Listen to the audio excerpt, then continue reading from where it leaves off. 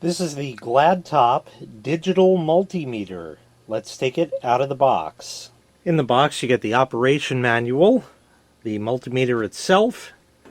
Your meter probes here seem to be pretty thick wires, decent quality, nice and flexible, so that's good, easy to work with.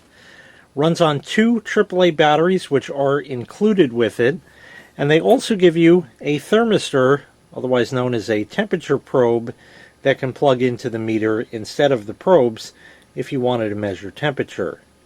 The meter itself has a built-in stand, as you see right here, and you can also peel it out of this orange jacket if you'd like, as you see right there, and take it out and just use it on its own as such. So let me go ahead and put the batteries in it, and I'll show you a bit more about it. There is also a replaceable fuse inside where you put the batteries in.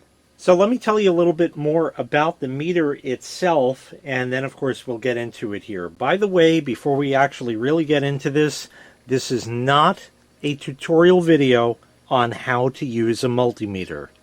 Typically, if you're buying a multimeter, you have a pretty good reason for doing so. You may have already owned one that stopped working on you or anything like that. If you need to learn how to use a multimeter, there are about 6,438,502.8 videos available on the internet that you can watch. This meter is auto ranging, so you don't have to select the appropriate range with that. You still have the traditional type dial on there, which would be for the different modes like AC volts, DC volts, resistance, things like that. This is a True RMS meter, 6,000 counts. This can measure voltage, of course. It can measure amperage or current. It can measure resistance, continuity, frequency, measure diodes, capacitors, and even temperature. The display updates 3 times a second, so it's 3 samples per second. There is a backlight on the unit, as well as a flashlight. It also has non-contact voltage detection. So we'll start with just the meter itself. You can turn it on. The display comes up right there. That's all fine and good. A lot of times you're going to want the backlight. You have to hold the hold button. Look closely. It says hold BL for backlight. And then it'll turn on. Now this only stays on for, I don't know, 20-30 seconds, something like that, and then it will go off by itself. The meter itself will also shut off in about 15 minutes if it's not used, even if the switch is left on right there. This also has a flashlight built in right there. Press and hold that for its second function, and there is the flashlight.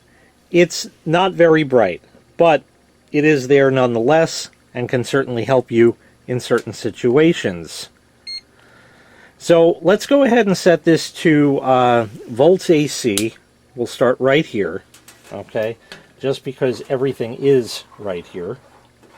And in doing so, I can now measure the line voltage that I have coming out of the outlet here.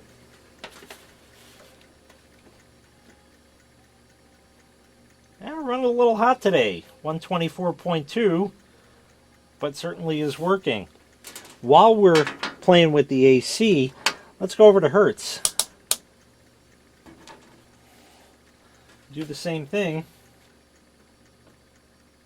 59.99, 60 Hertz here in the US. That's pretty close right there.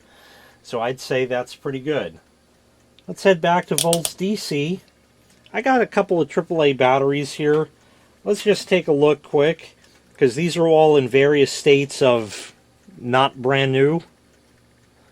1.577, it's getting a little low.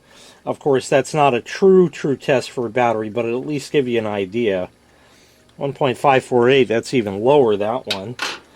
And this third one over here, well, in fact, I was just going to hook it up backwards. In fact, we'll do that just so you can see. Now you see the minus sign on the display, 1.565. So everything is always assumed positive unless negative. And you can measure other DC volts, you know, from power supplies and whatnot else. Great for troubleshooting circuit boards and things like that. Now, as far as ohms go, that will allow you to make sure there is continuity. You can also test resistors and that with it. We should get a perfect 0 holding these together.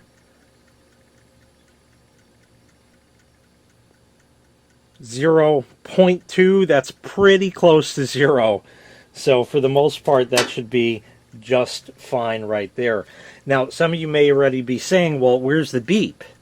Where's the beep? Well, it's there, but you have to select it using the select button. So let me just see the display myself. Right there should do it. And now when I touch them, you can see that it beeps, and you even get a red light, which is convenient. And of course, you can measure other things as well. Obviously, a screwdriver handle is non-conductive, so we get nothing, but we do get conductivity through the actual screwdriver itself. So you can make simple measurements like that, or of course, the sky's the limit as far as what you're going to measure. Let's jump over now to temperature. For that, we're going to use the other probe. Just for safety's sake, we'll shut the meter off, unplug the leads here. You just kind of wiggle them out. And on this, there is a thermistor, like I had explained before.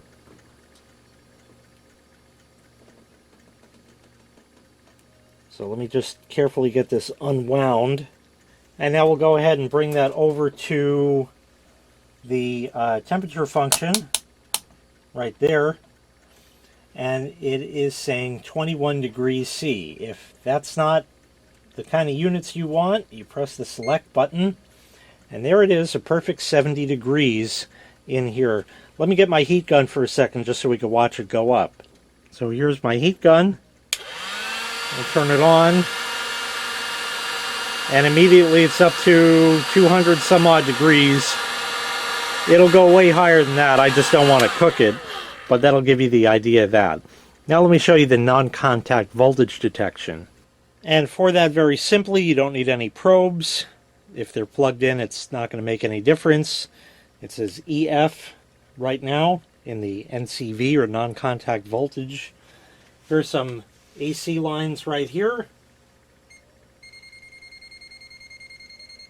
And you just place it near it, and it'll tell you if there's power.